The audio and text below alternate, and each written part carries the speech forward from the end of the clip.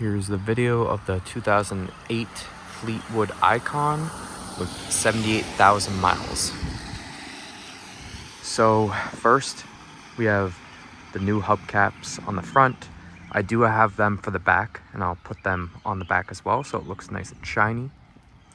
But this RV has been fully customized, and I'll have a description of all the customization done to it, including new front shocks, new back shocks, new sway bar. It has a full solar setup, everything. So just to give you kind of what the RV will look like when you're using it. So you have the front door, which when you open the front door, it automatically opens the stairs. You have this little thing here that you can use, especially to help you get in. It's great to help you walk into the RV, and then it just simply stays along the side there.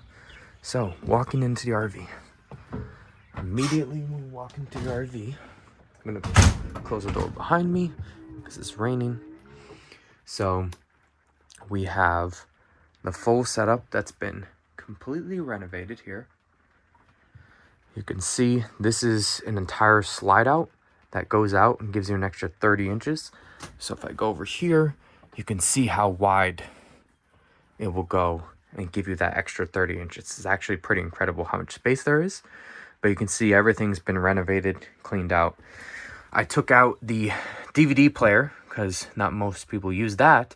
And I put a Starlink, the Wi-Fi, I ran it and it went outside. And this is where the Wi-Fi router was. So I have my Starlink Wi-Fi router. You can put anything in there. Sink, you can take that out. It also gives you more countertop space there. IKEA blinds that are simple. Just pull them down and then just bring them back up. They're perfect. You got your storage up here. You have microwave here. We have 3-burner stove and more storage. You have 2 things of closed storage here. I need to do some touch-up paint. And then you can see here you have more storage up top. More storage back there for clothes. And then here's the TV. You can put a little Apple TV here, and you have a plug right there. And here's a bed from Costco. And it fits perfectly in here, and it's one of the only RVs that is 25 feet that has a fully made bed that you don't have to make every time you get into it. And then you'll see right here, you have the sink and the mirror. And then here is the bathroom. So the toilet has been replaced with a compostable toilet.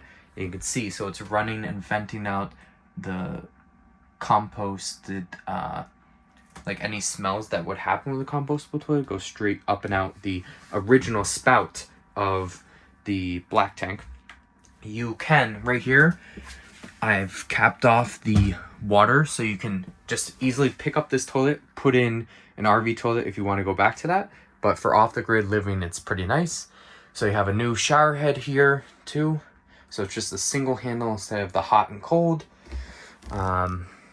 This is something we put there so you can put your foot in. My wife could shave her leg. So you have your vents, you have your skylight. Pretty spacious bathroom. And I can turn these lights on here.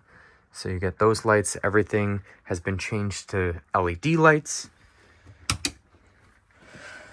And you can see this is the end of the slide out that will go out with the refrigerator. Refrigerator has a decent amount of freezer space. I also have this temperature thing here because in RV fridges or freezers, you can't actually see the temperature. You just set it. So it'll tell you the freezer temperature and the fridge temperature. So here's the fridge. Same, there's the temperature. And then we have a fan on there, which will help disperse the air and make sure the fins don't freeze.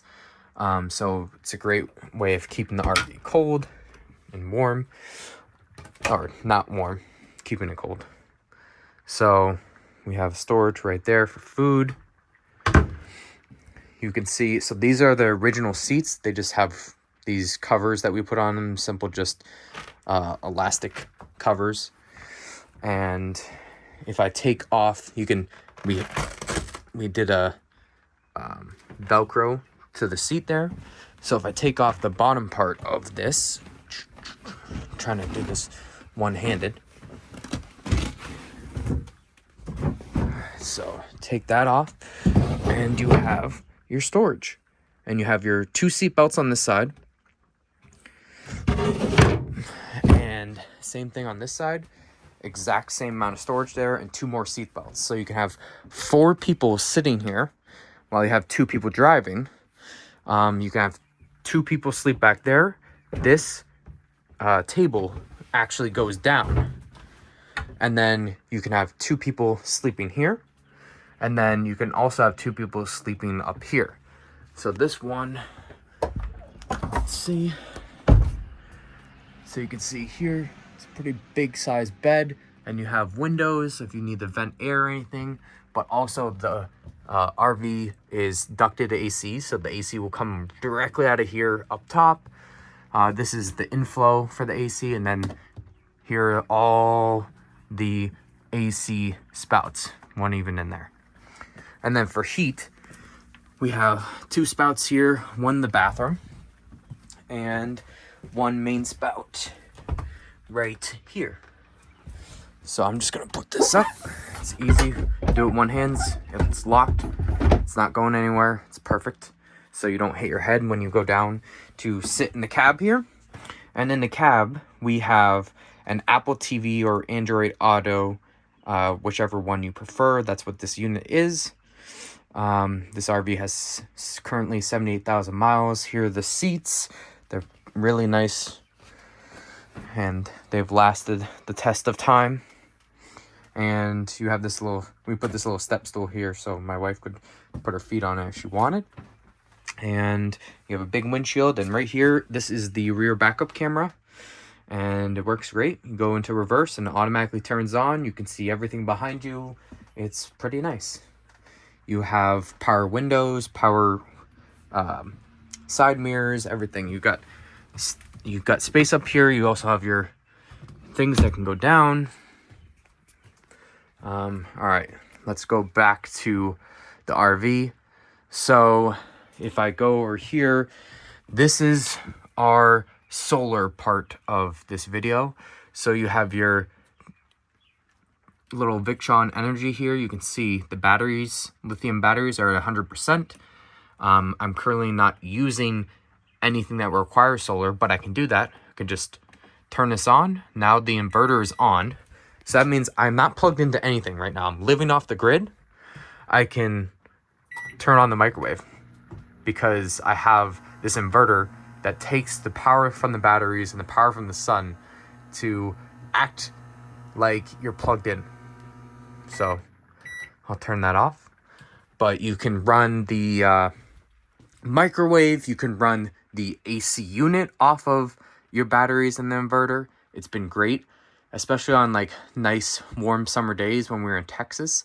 We would run the AC fully at 100% off of the batteries, and that with sun coming in, and we would probably last about 2 to 4 hours, normally 4 hours with the sun coming in, of fully using just our batteries.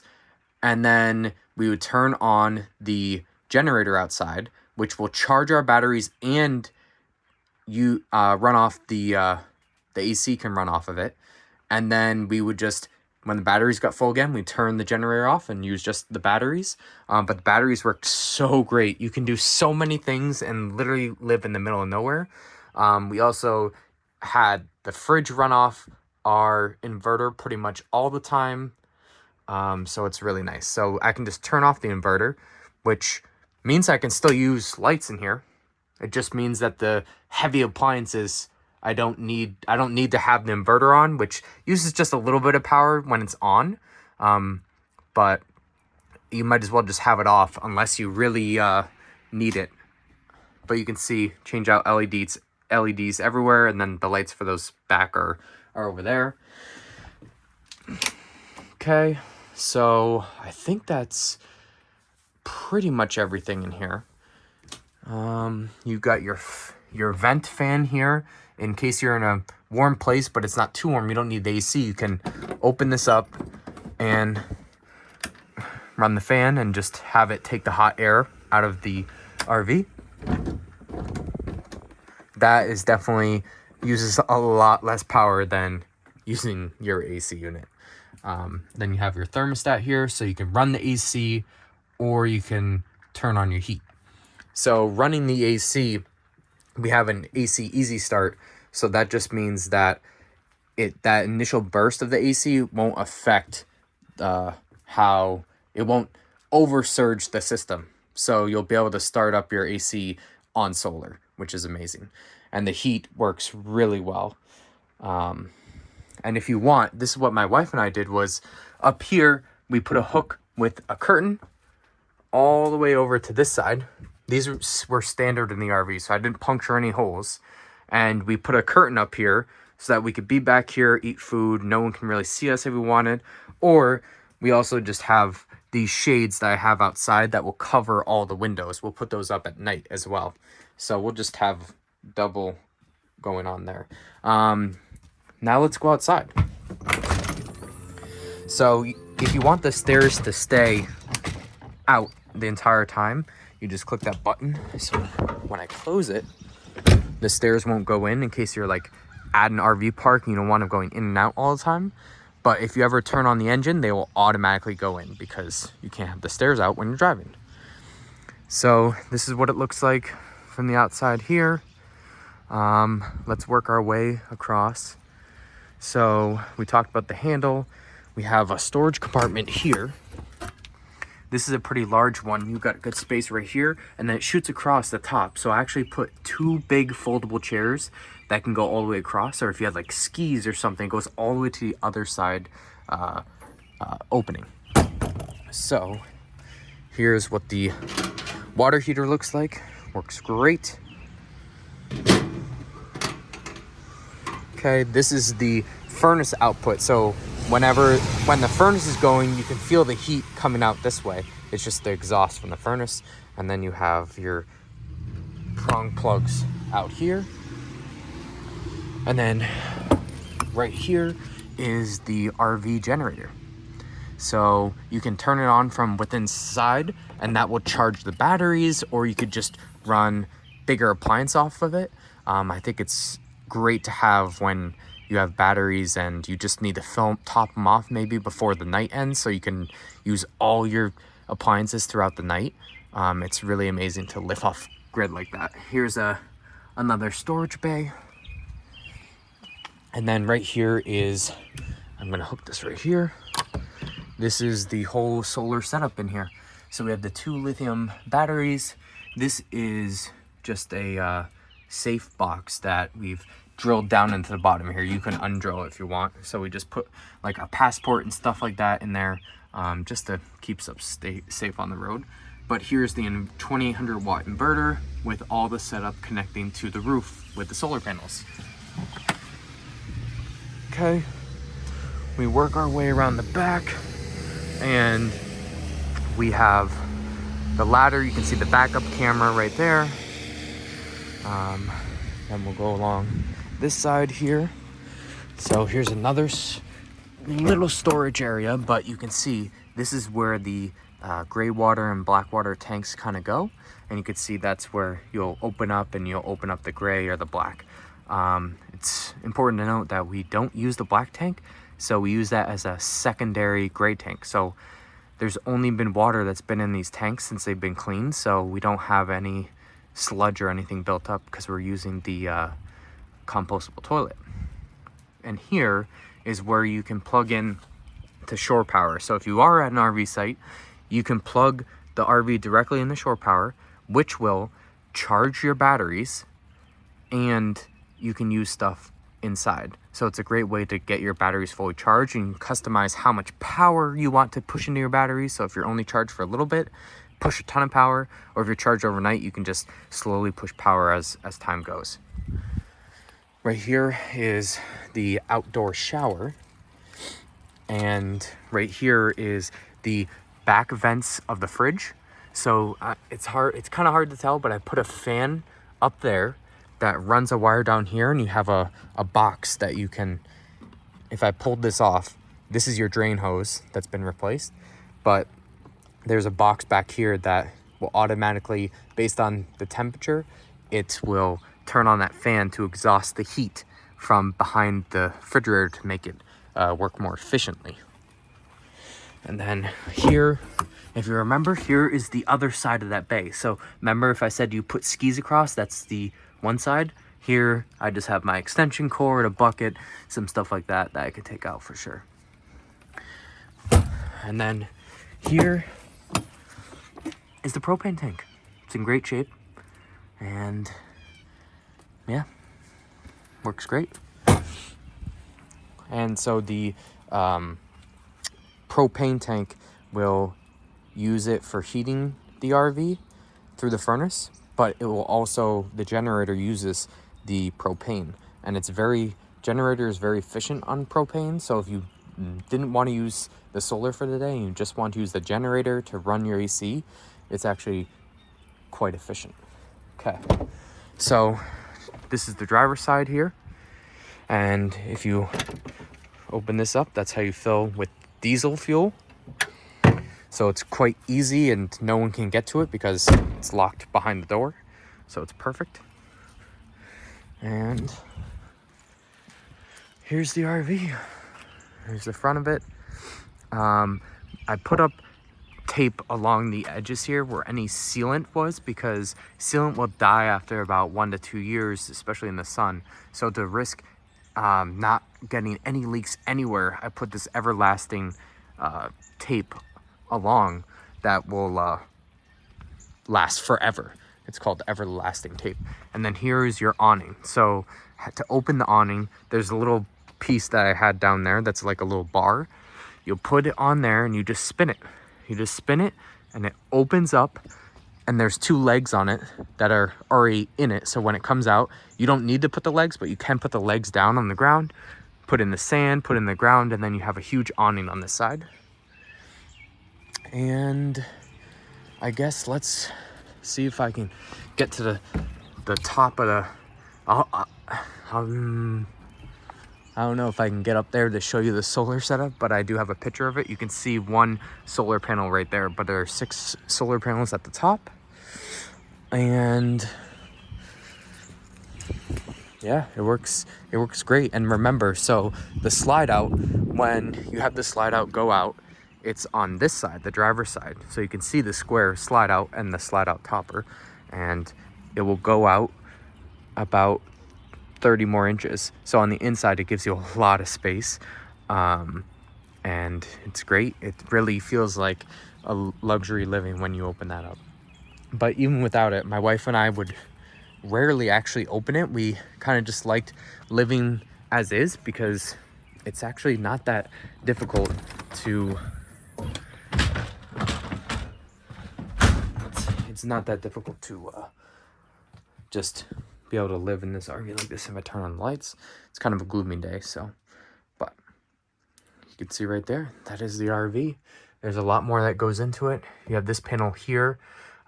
This is how you slide in and out the RV. You have to have the engine on, so you just turn it on and you just go out, and it'll just push the whole thing out and turn the engine on, push it in. This side here, these do not work, checking the fresh and gray and black.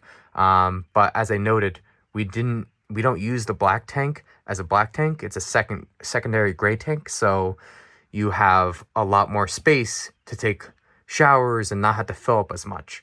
But this side of the panel does work, which is kind of the important side. So you can run the water heater off of propane, which is the most efficient. If you're at an RV site, you would use electric because you want to save your propane if you're plugged in somewhere. You can also use this from the solar and using the batteries, but it uses a lot of power, and it's not the most efficient to use the water heater this way, because you want to kind of leave your water heater, you'd want your water heater to be ready whenever you want to use it. So we don't really use this unless we're plugged in somewhere. Here's the water pump. So if I turned it on, you'd see the light come on and it would just have the water primed and ready. So when you turn these on, water would come out. I've replaced this with the residential faucet there. And then here is how you kind of turn off all the power to the RV. It's kind of like the kill switch. So you'll see here I have lights, and when I do it, it kills all power to the RV in case something were to happen. So I just turn it back on. And then you have, this is how you turn on the generator and turn off the generator. You can see how many hours the generator's been run for and everything right from here. So we have those IKEA blinds everywhere in the RV, so it's easy to pull it down. There's so many things that I'm probably not even talking about, but I'll try to write it all in the description. If you have questions about things, I can certainly help to answer them.